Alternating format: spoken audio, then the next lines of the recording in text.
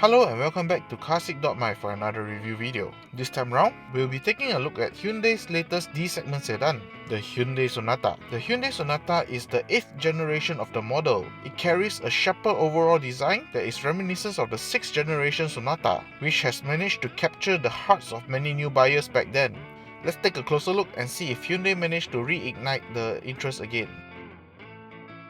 From the outside, the Sonata is a very handsome looking car. I really like the way Hyundai designers made the lines flow around the car. The styling is very edgy and futuristic. It is a signal that Hyundai is targeting younger buyers with this new design language. The part that piqued my interest are the front headlights and the rear tail lights. It has a very distinctive look to it. At the front, Hyundai managed to blend the daytime running light into the chrome bar that runs to the C-pillar of the Sonata. This is something that I've never seen on other cars before.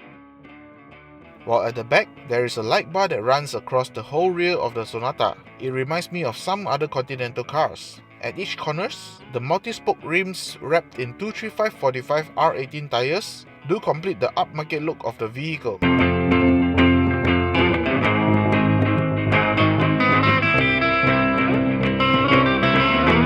For the interior, the first impression that I get is how bright and airy it looks and feels on the inside. Even without opening the large sunroof, the interior still retains the same feeling. Sitting in the driver's seat, the seat is comfortable and the sitting position is spot on. All the switches and toggles are within the driver's reach. The leathers on the seat are also perforated to keep the driver cool after sitting for a long period of time. After spending time in the new Elantra, the interior of the Sonata do feel a little basic compared to the Elantra. Apart from the 360 camera, I think the system in the Elantra is far more superior due to the availability of wireless Android Auto and Apple CarPlay. On the bright side, wired Android Auto and Apple CarPlay can still be found on the Sonata to provide the basic infotainment needs in a car. The sound system that was hooked up to the infotainment do pound out decent audio quality. Besides that, Hyundai also utilizes another screen as the instrument cluster on the Sonata. Above the instrument cluster, there is also a nice heads-up display to show the speed of the car without me taking my eyes off the road.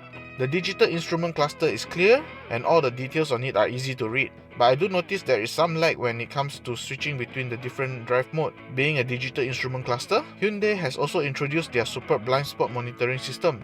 With a flick of the signal stalk, the instrument cluster will flip into a camera image on either the tachometer side or the speedometer side to give the driver a glimpse of any vehicle sitting in their blind spot. Hopping into the rear seats. The seats are comfortable with sufficient legroom and headroom space. There's one thing that Hyundai could improve for the rear passengers is by adding sunshades on the rear windows to block out sun from shining directly at the rear passengers. While on the motorway, I do notice there are some wind noise seeping into the cabin through the sunroof, and the road noise can be a little distracting.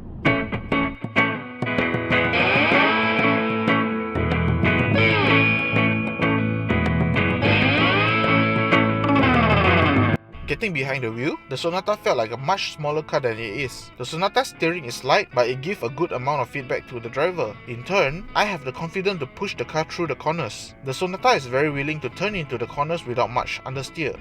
Apart from that, the suspension that comes fitted on the Sonata is tuned towards the sporty side. The suspension is firm but not stiff. It keeps the body roll in check when taking corners. Being a firm suspension, the Sonata can feel a little bumpy from time to time.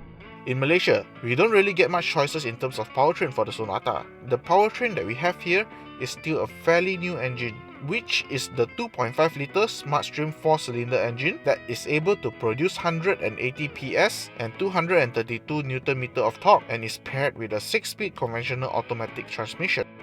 This engine is very smooth. It felt more lively when the engine speed goes past the 4000 RPM mark. The engine performance is on par with other 2.5-litre engines from the competitors. While on the go, the engine has sufficient pulling power to get the car going. When it comes to overtaking, I would recommend the driver to build the RPM before performing the overtake.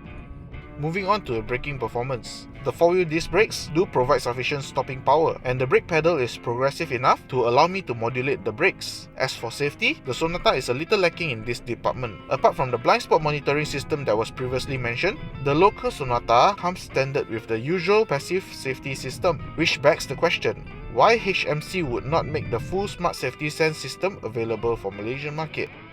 As the market is shifting toward SUV, it is nice to see that Hyundai is still providing us with the option to purchase a sedan. The Sonata is currently priced at 189,800 ringgit. It sits squarely at the price range of other D-segment sedans. I personally feel that HMC could make the Sonata even more appealing by giving us the whole host of Hyundai Smart Sense safety system. The Sonata itself is a very good looking car with a futuristic design, and it is quite a comfortable car to be in. People should go and test drive the Hyundai Sonata if they are looking for a D-segment sedan. So like and subscribe for more future videos.